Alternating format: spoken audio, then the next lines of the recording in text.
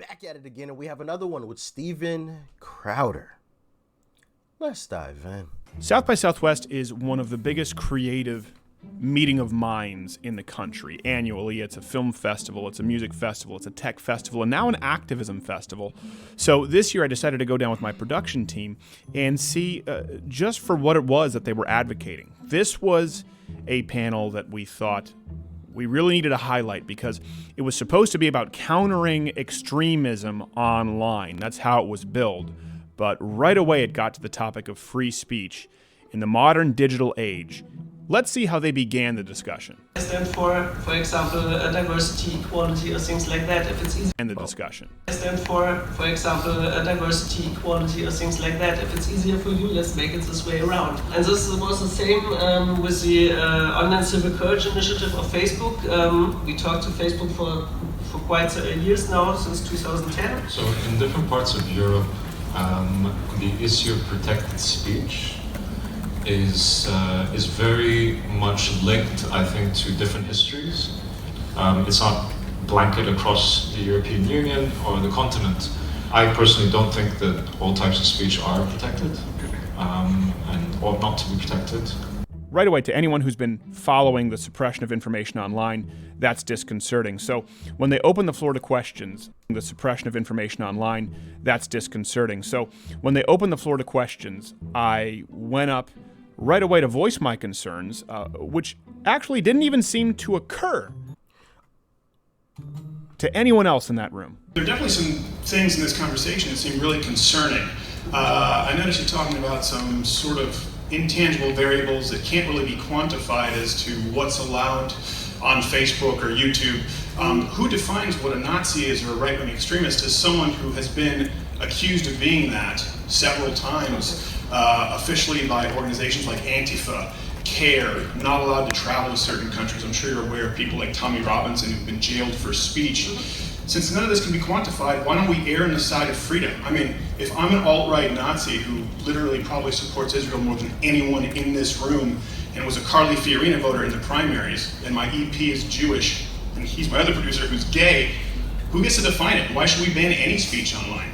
Now, this gentleman didn't answer my question right away. He took a few other... My question would be, well, one, are these folks even from America? Because I noticed it sounded like the first two people, I don't think we heard this third lady over here speak, but the first two, especially the first lady, she had like a really thick accent, really thick. So that's my first question, because America, we're different over here. All right, we got a lot more freedoms than just about any other place on this planet, and we've seen that, especially in the aftermath of I'll just call it the beer bug, even though we know it didn't come from beer, but it has, you know,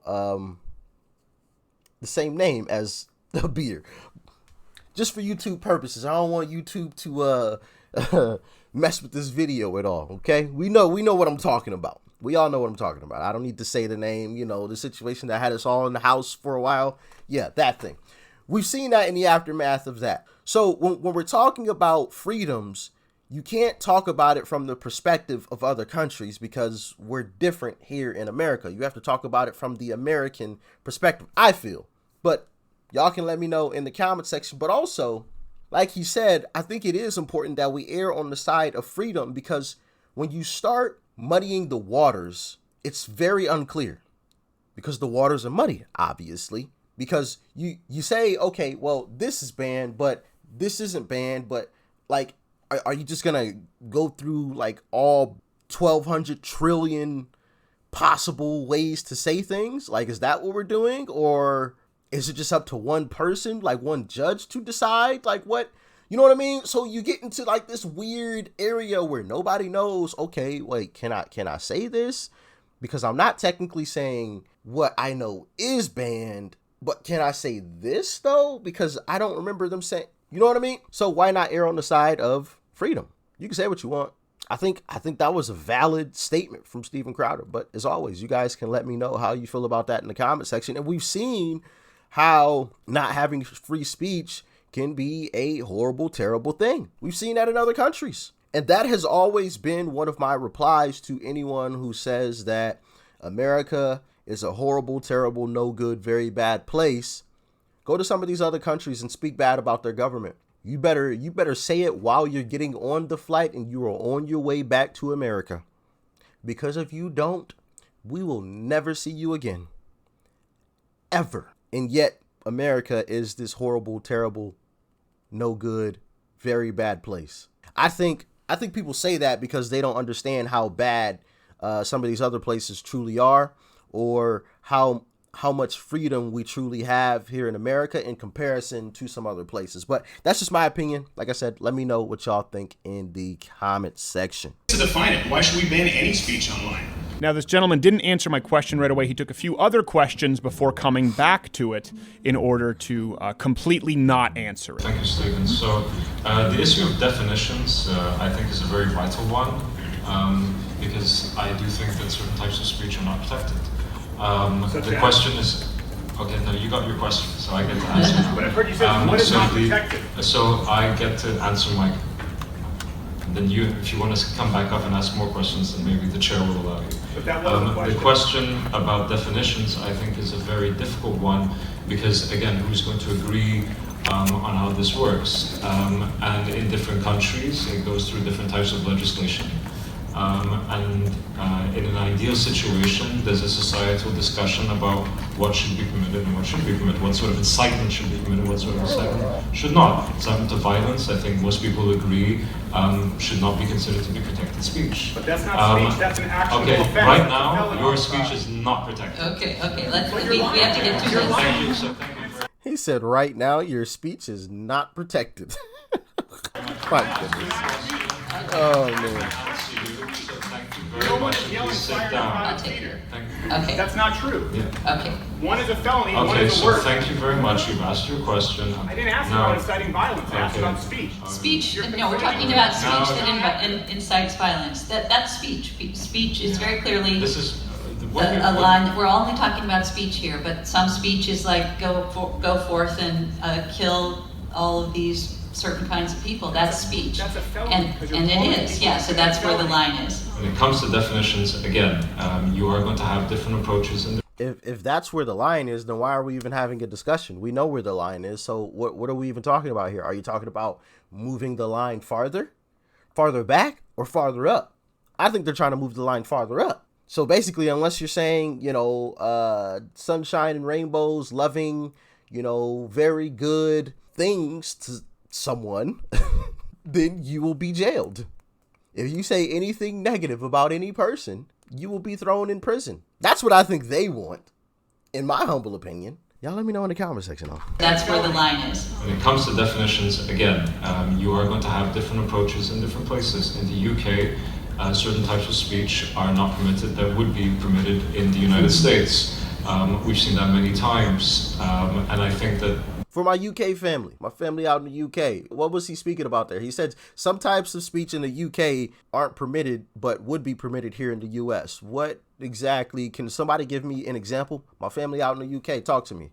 I know there's quite a few of you guys, so yeah, let me know in the comment section, please. there's a genuine discussion that can be had between proponents of different approaches. And we shouldn't assume that our approach or your approach or anybody else's approach has all of the answers. Now, not wanting to interrupt the panel any further and being behind enemy lines, I decided to wait until after the session ended to approach him and respectfully ask the question again. You didn't answer my question. It's what is hate speech and who defines it? You did a great job. You did? What's the answer, sir? You said if someone yells fire in a crowded theater, that's not allowed. I agree. He is right now, I believe. Can you switch that off? Sure. We're gonna have free speech. It is a single party consent state. I just would like the answer as far as Okay. Hold on. Why do you ask him to switch it off? That would be my question. I mean, can he ask him to switch it off? Yes, but I just want to know why. You couldn't even originally see his face. Like he was standing behind him. Like he was like looking around. Like I don't know. I was a little confused by that. Maybe he's worried. I don't know. we're gonna have free speech. It is a single party consent state. I just would like the answer as far as Okay. Can you just? I can back up for you. you don't need to in a single party consent state. You didn't answer my question. It's a respectful question. What is hate speech and who defines it? Actually telling you I answered your question. Surprise! We'll be releasing more footage from South by Southwest here on the YouTube channel and for Mug Club members at louderwithcrowder.com/mugclub. Most concerning to me, and you'll see a theme as we continue along this series, is that this is the first generation of supposed creative artists who are demanding less freedom, who are demanding more government infringement into people's lives, who are demanding more suppression of speech. This is just one example, but stay tuned for more, and thanks for watching. So to wrap things up, I think these people basically want some type of weird utopia that doesn't exist. And it's funny because and I've said this before in past videos, but through the use of free speech, they argue against free speech. It's kind of weird how that works, right? When someone says, you know, we shouldn't have, you know, freedom of speech. We should get rid of that. We should limit that. We should let the government decide that. Huh? Oh, so we shouldn't have freedom of speech? Well, why are you talking then? Why are you speaking? You don't have the freedom to speak. Shh. I think that would really make somebody angry if I did that. But it's sad.